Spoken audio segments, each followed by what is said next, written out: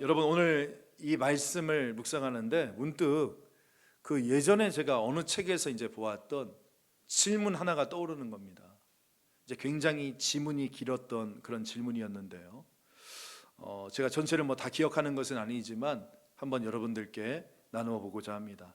여러분 질문이니까 한번 그 답도 한번 머릿속에 생각해 보셨으면 좋겠습니다. 한 남자가 유럽 여행을 갔어요. 이 남자는 이 유럽 도시들의 아름다움에 굉장히 감동을 받았습니다. 모든 것이 너무 좋았어요. 그런데 딱 한 가지 마음에 들지 않았던 것이 딱 한 가지가 있었습니다. 그건 바로 이 도시 곳곳에서 이상한 냄새가 나는 거예요. 길에서도 냄새가 나고 관광 명소에 들어갈 때도 냄새가 나는 겁니다. 심지어는 숙소에서도 나는 거예요. 그 지독한 냄새가.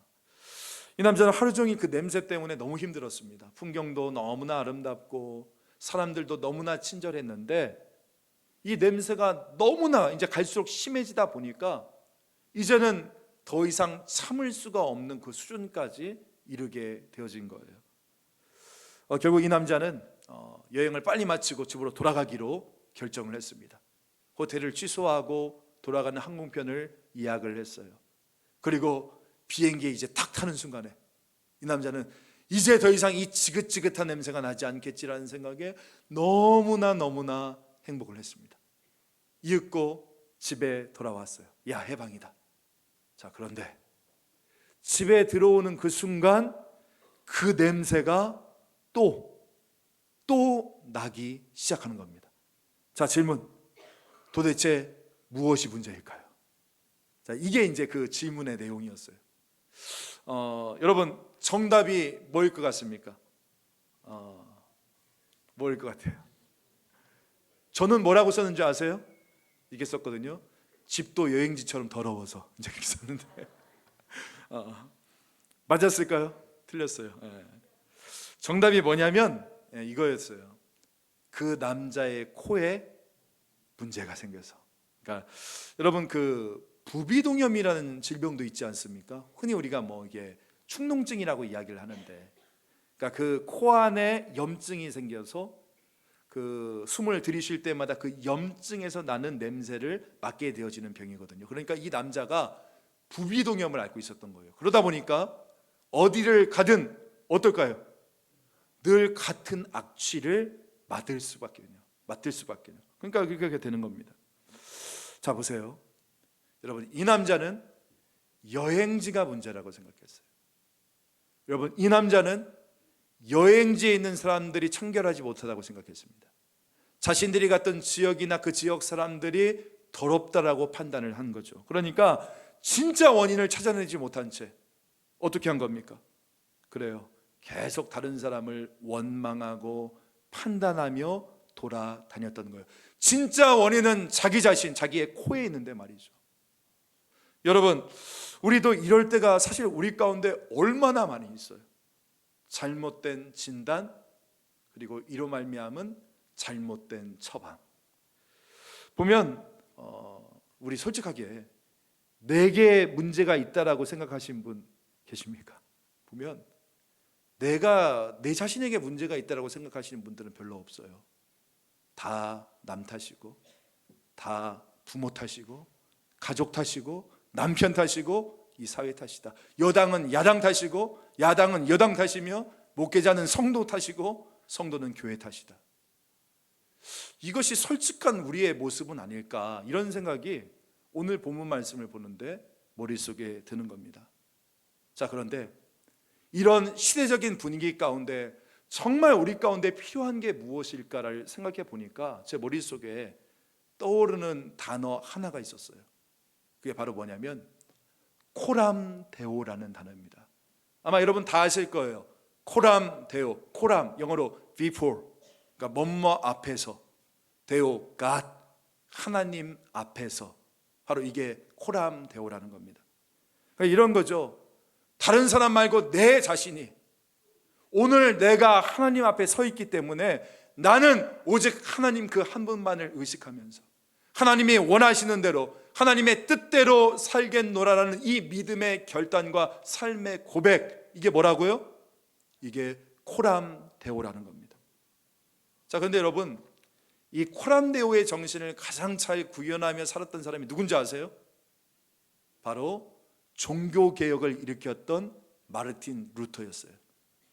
이 루터는 이 종교개혁을 선포하면서 이 코람데오의 정신, 즉 나는 하나님 앞에서 살겠노라, 바로 이 정신에서 다음과 같은 5가지의 믿음의 선포를 하며 삶을 살아갑니다. 그 첫 번째, 솔라 스크립추라, 오직 말씀으로.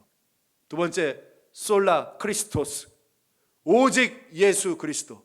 솔라 피데이, 오직 믿음으로. 솔라 그라시아, 오직 은혜로. 솔라 데오 글로리아, 오직 하나님께 영광. 그러니까 루터는 나는 다른 사람 말고 내 자신은 하나님 앞에서 오직 말씀으로, 오직 예수 그리스도, 오직 믿음, 오직 은혜, 오직 하나님께 영광, 이 5가지를 믿음으로 선포하며 살겠노라라고 결단을 했다는 것입니다. 사랑하는 성도 여러분, 잊지 마세요. 잘못된 진단은 잘못된 처방을 낳을 뿐입니다. 정확히 내 자신을 진단해야 됩니다. 어디서요? 코람데오, 하나님 앞에서. 하나님 앞에서 내가 똑바로 서야 되는 거예요. 내 자신을 돌아볼 수 있어야 됩니다. 오늘 하나님께서는요, 전 이걸 좀 기대하거든요. 오늘 이 본문의 말씀을 통해 저와 여러분에게 먼저 바른 진단을 내려주실 거예요. 네가 네 자신에게서가 아닌 다른 것에서, 그러니까 그 주변에서, 가족에서, 사회에서 그 원인을 찾고자 하고 있구나. 네가 코람데오가 아닌 코람 호모니부스, 그러니까 사람 앞에서 네가 살고자 하는구나. 네가 세상의 흐름에 따라, 아니 세상에 말하는 대로 인간적인 세상적인 결정, 삶의 행동을 하고 있는구나. 이렇게 우리를 진단하실 것이고, 그리고 나서 이 진단에 대한 바른 처방, 그게 뭡니까? 오직 말씀으로 살아야 된다. 오직 예수 그리스도를 바라봐야 된다. 오직 믿음이 필요하다. 오직 은혜를 붙잡아야 된다. 오직 하나님께 영광을 돌리며 살아가야 된다. 바라기는 여러분, 다른 사람 말고 오늘 여러분 자신이, 내 자신이 오늘 이 하나님 앞에서 이 중요한 이 신앙의 결단이 다시금 새롭게 세워지는 놀라운 은혜가 있기를 주 예수님의 이름으로 간절히 축복합니다. 아멘. 이제 7번째 환상이에요. 지금 이제 스가랴의 눈앞에 7번째 환상이 쫙 하고 열립니다. 크게 2가지 장면이 보여지거든요. 첫 번째 장면은 어떤 장면이냐면, 지금 에바라는 바구니에 한 여자가 갇히는 장면이 첫 장면이 나옵니다. 그리고 나서 2번째 장면으로는 그 여인이 갇혀있는 에바를 날개 달린 2명의 여인이 나와서 그것을 옮기는 장면, 이게 2가지의 큰 환상이거든요. 먼저 우리 첫 번째 장면부터 한번 같이 보시죠. 5절과 6절 말씀인데 같이 한번 읽겠습니다. 시작. 내게 말하던 천사가 나와서 내게 이르되 너는 눈을 들어 나오는 이것이 무엇인가 보라 하기로, 내가 묻되 이것이 무엇이니까 하니 그가 이르되 나오는 이것이 에바이니라 하시고, 또 이르되 온 땅에서 그들의 모양이 이러하니라. 자, 7번째 환상에서 스가랴가 본 것은 에바라는 것이었습니다. 여러분, 에바가 뭔지 아세요? 들어보셨어요? 에바? 이게 뭡니까? 보통 이 곡식을 재는 통을 이야기하는 거거든요. 그러니까 우리식으로 이야기하면 한 말, 2말, 보리 한 말. 우리 사진 한번 보여주실래요? 한 말, 2말, 이게 바로 에바입니다. 한 22리터 정도 되어진다라고 하니까 또 이렇게 하면 잘 감이 안 오잖아요. 그 예전에 우리 정수기는 그런 정수기 있었지 않습니까? 생수통을 거꾸로 해가지고 뒤집어 넣었던 거. 그 생수통 하나가 20리터라고 이야기를 합니다. 그러니까 한 에바가 거의 그 생수통 하나 정도가 되어진다. 그렇게 머릿속에 생각하시면 돼요. 제가 어제 이제 집에서 오늘 이 말씀을 묵상하고 있는데 저희 애들이 제 앞에서 에바 하면서 돌아다니는 거예요. 깜짝 놀랐어요. 아니 어떻게 애들이 이렇게 내일 주일 설교를 미리 알고 이렇게 집에서 에바 에바 하면서 이렇게 묵상하고 다니니까 여러분 알고 봤더니 요즘 애들이 쓰는 말이더만요. 이 에바가. 들어보셨어요? 우리 어른들 에바라는 말 들어보셨습니까? 에바? 넌 좀 에바야. 들어보셨어요? 이 에바가 에라와 오버의 합성을 해요. 그러니까 에라, 실수하다. 오버, 지나치다. 그러니까 이 에바라는 말이 그 있잖아요. 뭔가 막 굉장히 과도하고 지나친 말이나 행동을 할 때, 예를 들면 어떤 친구가 막 관종이야, 얘네가.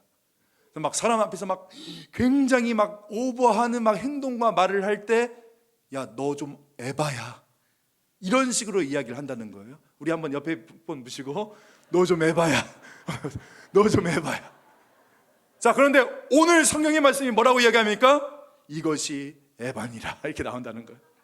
자, 여러분, 여기서 에바는 곡식을 측량하는 단위로서 에바거든요. 네, 자, 보세요. 스가랴가 지금 이 에바를 7번째 환상으로 보았다라는 겁니다. 그리고 6절 마지막이 이렇게 끝나잖아요. 6절 마지막. 또 이르되 온 땅에서 그들의 모양이 이러하니라. 자, 저 한번 주목해 보세요. 여러분, 사실 이걸 이대로만 보면 이게 잘 이해가 안 됩니다. 그죠? 스가랴가 갑자기 환상 속에서 에바라는 바구니를 딱 보는데 하나님께서 이 스가랴에게 뭐라고 말씀하십니까? 온 땅에서 그들의 모양이 이러하니라. 이해되세요, 이 말에? 그래서 여러분, 이 원어의 의미를 조금 더 잘 살린 세번역 성경을 제가 한번 찾아보니까 여기에는 이 마지막 부분을 이렇게 번역해 놨더라고요. 마지막에 보니까 온 땅에 가득한 죄악을 나타내는 것이라. 그리고 구약을 헬라어로 기록한 70인역을 보니까요, 여기서는 보다 더 원어의 의미를 살렸습니다. 이것은 온 땅에 있는 죄악이다. 제가 영어 성경도 찾아보니까요, 모양이라고 번역하지 않고 죄악이라고 번역한 버전들이 많았습니다. 그러니까 이것은 죄악이다. 그러니까 지금 이게 무슨 뜻이냐면 하나님께서 스가랴에게 곡식을 담고 있는 이 에바 바구니를 보여주시면서 말씀하시는 거예요. 스가랴야, 이것이 온 땅을 덮고 있는 죄악이다. 그렇게 말씀을 하시는 겁니다. 또 그렇게 생각해 보니까 요즘 우리 애들이 쓰고 있는 말과도 좀 연결이 되죠. 그죠? 이것이 하나님 앞에 에반이라. 이게 좀 이해가 되는 것 같아요. 자, 그렇다면 제가 중요한 질문 한 가지 드려볼게요. 여러분, 왜 하나님께서는 다른 것도 아니라 이 에바라는 바구니를 꼭 집어주시면서 이것이 죄이다라고 말씀하셨을까요? 왜 에바를 보여주시면서 죄라고 말씀하십니까? 여러분, 우리가 이것을 좀 이해하기 위해서는 아모스의 말씀을 좀 참고해 볼 만한데요. 아모스 8장 5절 말씀을 제가 한번 읽어드릴게요. 너희가 이르기를 월삭이 언제 지나서 우리가 곡식을 팔며 안식일이 언제 지나서 우리가 밀을 내게 할꼬, 에바를 작게 하고 세계를 크게 하여 거짓 저울로 속이며. 이 말씀은 어떤 내용이냐면 이제 아모스 선지자가 이스라엘의 죄를 지금 지적하고 있는 내용이 나오는데 크게 두 가지를 지적합니다. 첫 번째는 무엇이냐면 이스라엘이 하나님께서 장사하지 말라라고 한 이 안식일을 넘어서서 장사를 했다는 거예요. 하나님이 안 된다, 이 선 넘으면 안 된다 분명히 규정을 했는데 그것을 넘어서서 안식일의 규정을 어기면서까지 장사를 했다. 이거 지적하고요. 두 번째는 이스라엘 백성들이요, 여기서 한술 더 뜹니다. 그게 바로 5절 맨 마지막에 나온 장면인데 다시 한번 5절 보여주실까요? 에바를 작게 하고 세계를 크게 하여 거짓 저울로 속였다. 속였다, 이게 무슨 말입니까? 부피를 재는 되나 말을 바꾸고 무게를 재는 이 추를 거짓으로 만들어서 부당하게 자신의 이익들을 취했다는 뜻이거든요. 그러니까 이런 말이죠. 정직하지 못했다, 거짓말했다, 너희들이 사람들을 속였다.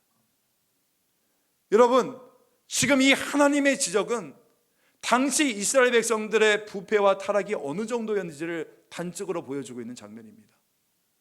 여러분, 과거 이스라엘 백성들이 어떤 형태의 삶을 살았습니까?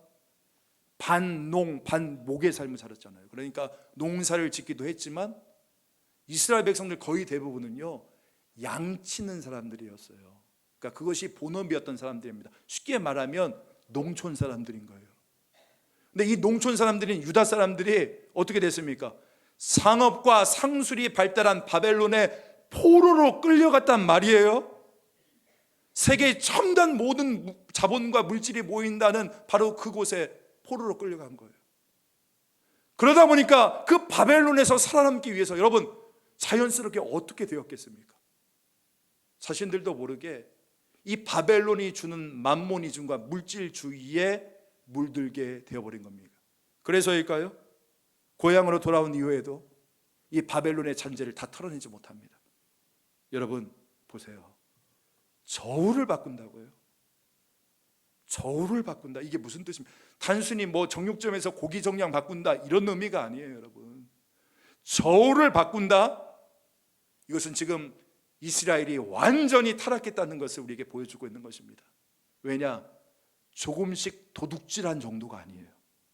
이것은 아예 기준 자체를 옮겼다는 겁니다. 기준을 옮겼다. 여러분, 우리가 공정해야 될 저울을 믿을 수 없다면 우리는 아무것도 믿을 수가 없게 됩니다. 그렇지 않습니까? 공정하고 정확해야 될 이 기준이 막 마음대로 변해? 그것도 자기 입맛에 따라서? 여러분, 그러면 도대체 우리가 무엇을 믿을 수 있다는 거예요? 근데 지금 이스라엘의 가장 큰 문제가 무엇이었다고 하나님이 지적하시냐면, 지금 이스라엘 백성들 가운데 힘 있는 자들이 자신들의 이익과 자신들의 이해타산과 자신들의 기득권 유지를 위해서 기준을 옮겼다는 거예요. 공정해야 될 저울의 추를 옮겼다니까요. 여러분, 혹시 우리가 살아가고 있는 이 사회가 이러고 있지 않습니까?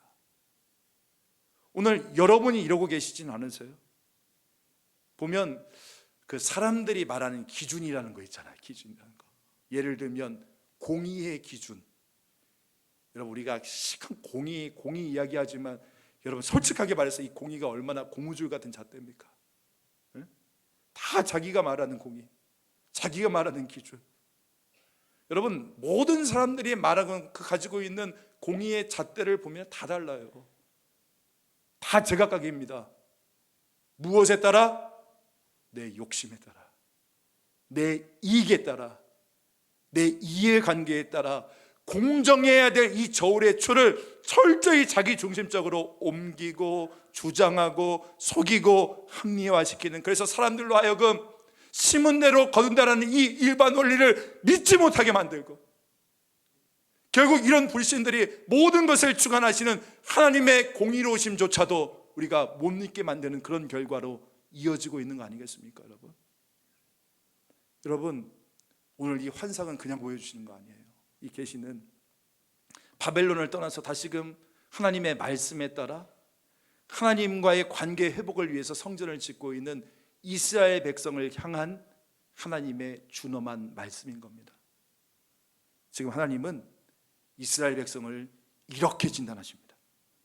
너희는 지금 성전을 짓고 있지만 너희 안에는 여전히 탐욕과 바벨론적인 사고, 즉 너희 조상이 망하게 된 그 원인, 바로 에바의 영향력을 여전히 받고 있다. 너희는 바벨론의 외세의 세력이 힘이 세서 너희가 망했다라고 생각하지 아니라, 그게 아니야. 너희가 진짜 망했던 그 원인은 너희 안에 있는 죄야. 바로 기준을 마음대로 움직이는 너희의 에바 때문이다. 지금 이것을 지적하는 거예요. 제가 이 본문을 보는데 제가 서두에 말씀드렸던 그 남자가 떠오르는 거예요. 자기 코에서 냄새 나는 줄 모르고 남 탓, 시대 탓하고 있었던 그 남자처럼 진짜 자기들이 멸망한 이유를 모른 채 끊임없이 외부에서 그 이유를 찾고 있는 거예요. 바벨론이 세서, 뭐가 이래서. 근데 하나님은 아니라는 거예요. 너희들이 망한 이유는 바로 다른 외부의 어떤 문제와 원인에 있는 것이 아니라 너희 중심 가운데 있는 탐욕과 죄성 때문이다. 이것을 하나님은 진단하고 있는 것입니다. 여러분, 오늘 이 명절에 조금 무거운 말씀일 수도 모르겠지만, 여러분, 우리는 이 말씀을 통해서 내 자신을 정말 한번 돌아볼 수 있길 간절히 소망합니다. 혹시 나는 나의 문제, 우리 가정의 문제를 나를 제외한 외부에서 찾고 있지는 않습니까? 나는 아무런 문제가 없는데 그냥 주변이 온통 문제라면서 다른 가족이나 아니면 시대를 탓하며 책임의 자리에서 물러나 있지는 않으신가요? 하나님께서 저는 오늘 이 말씀을 통해서 우리에게 이것을 지적하고 있다고 저는 생각합니다. 너 이거 죄다. 이거 너의 죄야. 하나님께서 분명히 우리에게 이 말씀을 하시는 것 같아요. 여러분, 바라기는 혹시 오늘 이 말씀을 통해서 내게 그런 하나님의 음성이 들린다면 여러분, 다시 한번 오늘 내 자신이 코람되어 하나님 앞에서 오늘 내 가슴을 치는 애통하는 마음이 우리 가운데 일어나기를 간절히 소망합니다. 하나님, 내 자신에게서 문제를 찾지 않고 남 탓, 시대 탓, 사회 탓하며 정말 모든 것을 돌렸던 내 자신을 회개합니다. 내 자신의 이해와 욕심을 위해 기준을 마음대로 옮겼던 그런 나의 삶을 다시 한번 주님 앞에 참회합니다. 나를 용서하여 주시옵소서. 이것이 우리의 고백들이 되어지기를 간절히 소망합니다. 이게 왜 중요하냐면 사실은 하나님께서 우리를 거룩하게 살기를 원하시잖아요. 그래서 나에게 실상도 보여주시고 우리 모두가 회개해야 된다고 말씀하시는데 내가 이 하나님의 말씀에 민감하게 반응하지 못해서 무감각해서 나에게 계속 말씀해 주시는데도 듣지도 못하고 회개하지도 않고 그러한 삶을 살면 여러분, 우리의 모습이 얼마나 안타까운 모습이겠어요. 여러분, 저는 바라기는 이 하나님의 지적에 대해서 애통할 수 있는 저와 여러분이 될 수 있기를 간절히 소망합니다. 가슴을 치며 우리가 울어야 돼요. 정말 절박하게 내 삶에 대해서 절망해야 됩니다. 나에겐 정말 나는 어쩔 수 없는 죄인이구나. 나에게는 정말 예수 그리스도가 필요하구나. 이것을 고백하며 나갈 수 있는 귀한 은혜가 저와 여러분 가운데 있기를 간절히 소망합니다. 내 자신을 돌아보세요. 내가 하나님 앞에 서야 돼요. 이거 중요한 메시지입니다. 우리 계속해서 7절과 8절의 말씀도 같이 한번 읽어볼게요. 7절 8절 우리 같이 한번 읽겠습니다. 시작. 이 에바 가운데에는 한 여인이 앉았느니라 하니 그때 둥근 납 한 조각이 들리더라. 그가 이르되 이는 악이라 하고 그 여인을 에바 속으로 던져 놓고 납 조각을 에바 아귀 위에 던져 덮더라. 자, 스가랴가 에바 바구니가 있으니까 조금 더 가까이 가봤어요. 뭐가 들어있나 딱 봤더니 그 안에 누가 들어있어요? 한 여자가 들어가 있는 거예요. 깜짝 놀랐죠. 그래서 주님께 묻습니다. 주님, 이 여인이 누굽니까? 그때 예수님이 대답하시죠. 뭐라고요? 이는 악이라. 이렇게 대답하는 거예요. 이게 무슨 말입니까? 여러분, 이 여자가 바로 에바로 온 세상에 이 죄악을 가득 뿌려놓은 원흉이라는 거예요. 이 여자가 이스라엘을 타락하게 만들고 결국 하나님의 심판을 받도록 망하게 만든 그 요인, 그 여인이 바로 이 여자라는 겁니다. 그러니까 이 여인이 누구를 말하느냐? 여러분, 바로 우리 안에 있는 죄성을 말하는 거예요. 우리 안에 있는 원죄를 뜻합니다. 죄의 모양을 이야기하고 있는 거예요. 자, 그런데 7절 말씀 볼까요? 그때에 둥근 납 한 조각이 들리더라야. 이게 무슨 말이냐면 이제껏 에바 속에 숨어서 사람들의 영혼들을 훼손하고 망쳐놓았던 그녀가 어떻게 하냐는 겁니까? 이젠 에바에서 나오려고 하는 거예요. 세상 밖으로 나와서 본격적으로 사람들의 영혼을 미혹하고 멸망시키려고 한다는 겁니다. 여러분, 안 됩니다. 이 여자가 세상 밖으로 나오면 큰일 납니다. 이 여자가 나오면 그나마 있었던 기준까지도 무너지게 됩니다. 이전과는 비교할 수 없는 비참한 일들이 아마 일어날 것입니다. 반드시 누군가가 이 에바가에서 이 여자가 나오지 못하도록 막아야 되는 거예요. 자, 그런데 문제는 뭡니까? 누가 이 여인을 막을 수 있다는 거예요. 누가 이 죄를 막을 수 있냐는 겁니다. 여러분, 이 세상에 어떤 사람이 이 죄의 확산성을 막아낼 수 있습니까? 우리 사회가 잘 만들어 놓은 어떤 제도가, 교육이, 법이, 문화가, 첨단 기술이 이 죄의 확산성을 막아낼 수 있단 말입니까? 천만에요. 천만에요. 여러분, 어떤 사람도, 어떤 제도도, 어떤 과학기술도 죄의 확산성을 막아낼 수가 없는 거예요. 여러분, 어떤 사람도요 이 죄와 싸워서 이길 수가 없어요. 그건 저도 마찬가지예요. 오죽했으면 사도 바울이 오호라 나는 곤고한 사람이라 그렇게 고백했겠습니까? 자, 그런데 놀라운 반전의 역사가 8절 말씀에 펼쳐집니다. 8절 다 같이 한번 읽어봅시다. 시작. 그가 이르되 이는 악이라 하고 그 여인을 에바 속으로 던져놓고 납조각을 에바 아귀 위에 던져 덮더라. 여러분, 이 여자를, 이 죄를 한순간에 다시 에바 속으로 던져 넣으신 이가 계십니다. 할렐루야. 다시 에바의 입구를 무거운 납뚜껑으로 눌러 놓으신 이가 계십니다. 그러니까 쉽게 말해서 우리의 모든 죄를, 우리 인간이 해결할 수 없는 내 안에 있는 죄성의 문제를 해결하신 분이 계십니다. 여러분, 그가 누구십니까? 누구예요? 우리 주 예수 그리스도라는 거예요. 할렐루야. 하나님의 아들이신 예수 그리스도께서 이 에바와 에바 속의 여인으로 해당되어지는 이 땅의 죄와 이 죄로 말미암은 이 저주와 심판을 십자가에서 자기 자신에게 부으심으로써 그것을 이루셨다는 거예요. 할렐루야. 그래서 에바의 뚜껑이 닫혀지게 되었다는 겁니다. 예수 그리스도의 십자가로 인해서. 할렐루야. 이제 이 여자는 나가게 해달라고 비명을 지릅니다. 하지만 십자가에서 이 사단의 머리는 완전히 깨졌고 다시는 이전에 가지고 있는 영향력으로 우리를 미혹할 수 있어요, 없어요? 없어요. 왜 없는지 아십니까? 그리스도의 십자가를 통하여 모든 원죄의 문제가 깨어졌기 때문인 겁니다. 믿으십니까? 그리스도의 십자가를 통하여 이 여인의 손에서 우리가 다 벗어났기 때문인 거예요. 오직 예수의 십자가의 보혈의 능력으로 이것을 우리에게 주신 것입니다.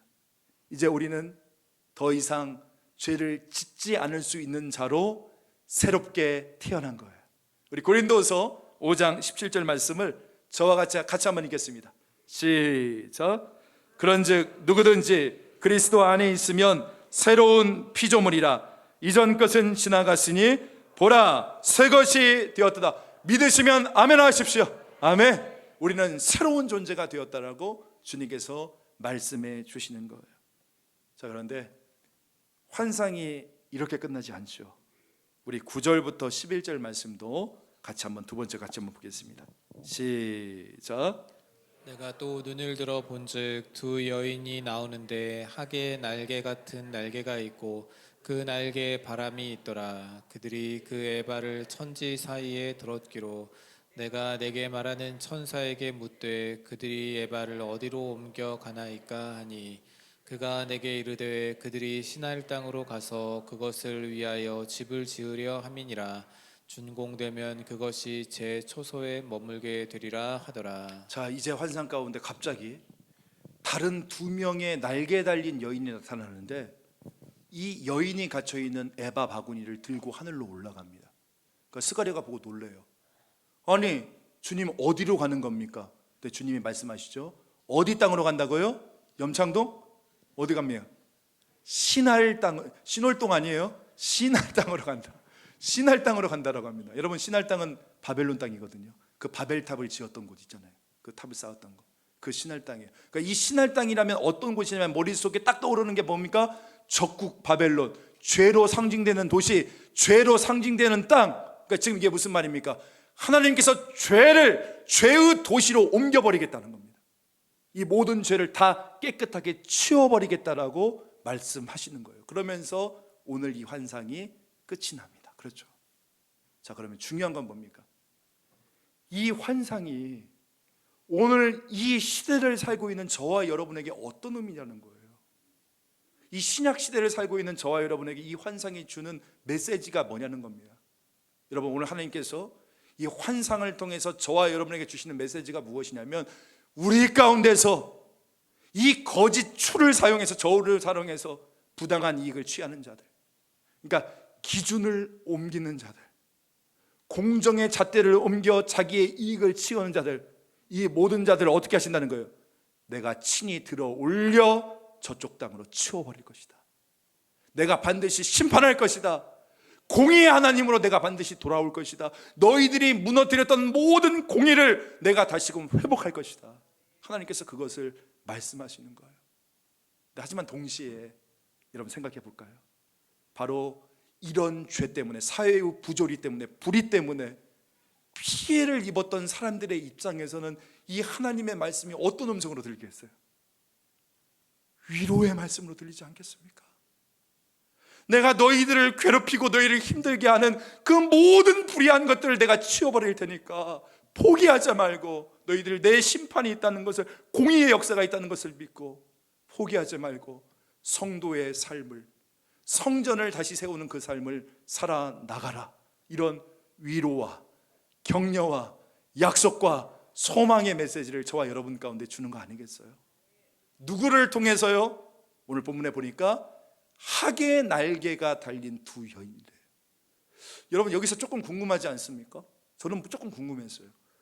왜 하필 학의 날개일까? 독수리 날개 하면 좀 멋있잖아요, 그죠? 근데 왜 학의 날개라고 이야기를 했을까?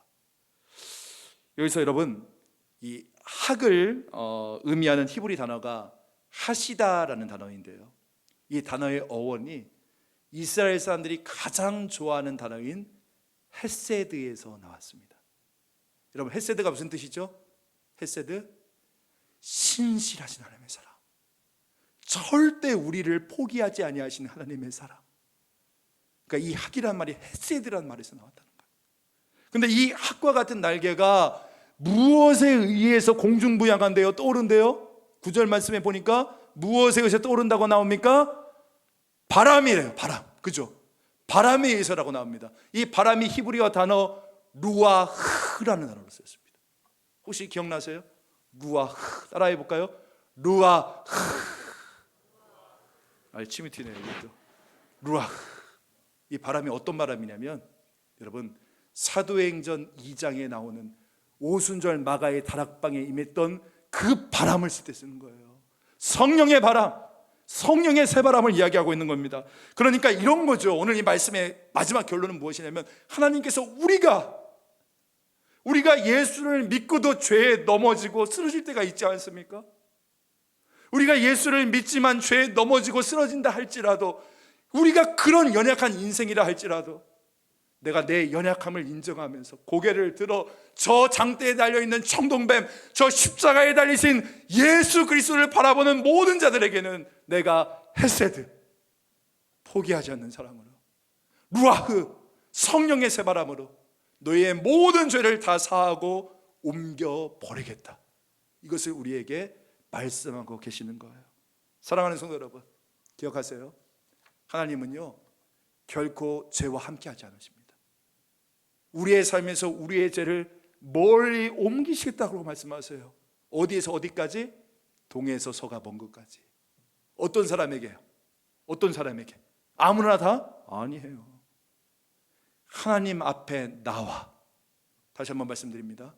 코람데오, 내가, 내 자신이 정말 하나님 앞에 나와 남 탓하지 않고 내 연약함을 인정하고 나의 죄성을 인정하면서, 하나님, 저는 부족한 죄인입니다. 십자가의 보혈로 저를 덮어주시고 보혈의 능력으로 저를 사여 주시옵소서라고 겸허하게 무릎 꿇는 모든 하나님의 백성들에게 내가 헤세드, 포기하지 않는 사랑과 루아흐, 성령의 새바람으로 너희를 새롭게 하겠다. 죄와 싸워 이기게 하겠다. 반드시 승리를 주겠다. 믿으십니까? 아멘. 이것을 약속하고 계시는 거예요. 말씀 정리합니다. 여러분, 우리 2025년도 코람되어 하나님 앞에서 설 수 있는 저와 여러분 되었으면 좋겠어요. 문제의 원인을 밖에서 찾지 마시고, 여러분의 가정에 문제가 있습니까? 여러분의 자녀에게 문제가 있어요? 이 나라와 민족 가운데 지금 큰 문제가 있습니까? 문제의 원인을 밖에서 찾지 마시고, 모든 문제가 내게 있구나. 내 안에 탐욕의 에바가 있었구나. 내 욕심에 따라 기준을 옮겨버리는 그런 죄악들이 내 안에 있었구나. 하나님, 우리는 부족한 죄인입니다. 하나님의 은혜로 우리를 다시금 새롭게 해주시고, 하나님의 보혈의 능력으로 우리를 변화시켜 주옵소서. 헤세드의 사랑으로 품어주시고 성령의 새바람으로 나를 새롭게 하여 주옵소서. 저는 고백하며 나아갈 때에 오늘 하나님께서 저와 여러분을 새롭게 빚어주실 줄 믿습니다. 여러분 기억하세요. 하나님 앞에서예요. 하나님 앞에서 솔라 스크립추라, 솔라 크리스토스, 솔라 피데이, 솔라 그라시아. 솔라데오 글로리아. 오직 말씀으로, 오직 예수 그리스도, 오직 믿음, 오직 은혜, 오직 하나님께 영광을. 내 삶의 주인은 예수 그리스도시요 내 삶의 목표는 하나님께 영광입니다. 이것을 고백하시면서 2025년도 내 자신을 돌아보시면서 다시 한번 영적으로 하나님께 더욱더 가까이 나갈 수 있는 오늘 저와 여러분, 우리 염창중앙교회, 우리 사랑하는 대한민국 되어지기를 주 예수님의 이름으로 간절히 축복합니다. 아멘.